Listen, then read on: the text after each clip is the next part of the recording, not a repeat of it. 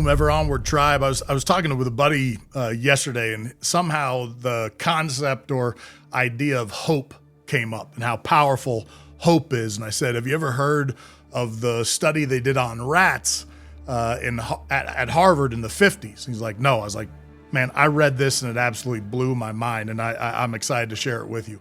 There was a doctor by the name of Dr. Richter, and in the 50s he ran what was admittedly a very brutal study on rats, but it speaks to hope in a way that absolutely leaves unequivocally in the mind how important it is to you, to us, and to a moment you could face in believing in what's possible. The study was brutal in that he would put he'd take a rat from a group of rats, the control group, and put them in a pool or basically, a bucket of water. And he watched to see how long they would survive just treading water in that space. On average, the rats lasted anywhere from 8 to about a maximum of 15 minutes before, and they swim to the bottom, swim to the top, and then eventually they would give up, they would drown. Brutal, I know, but stick with me. The second group that he used just to test a theory was he would put them in the water. They'd observe them very, very closely. And around that 8 to 15 minute mark, he'd watch when they'd go down. And when it looked like for sure they were about to give up, one of the, researchers would take the rat out, save it more or less, let it dry off, keep it, safe, and let it know it was going to be okay.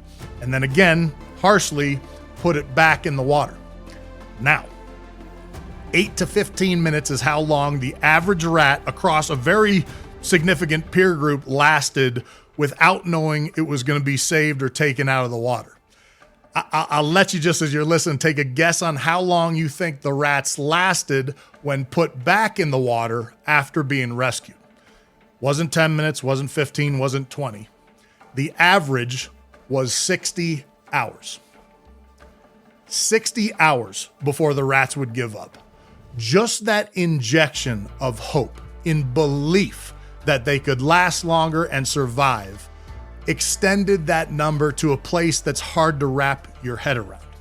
So trust me, when you're in a tough spot, when things are rough, or you think you're trying to achieve something great and you're up against the wall, as always, don't give up. Keep grinding, realize you can do far more than you think you can, and maintain hope. It will take you far. Ever onward.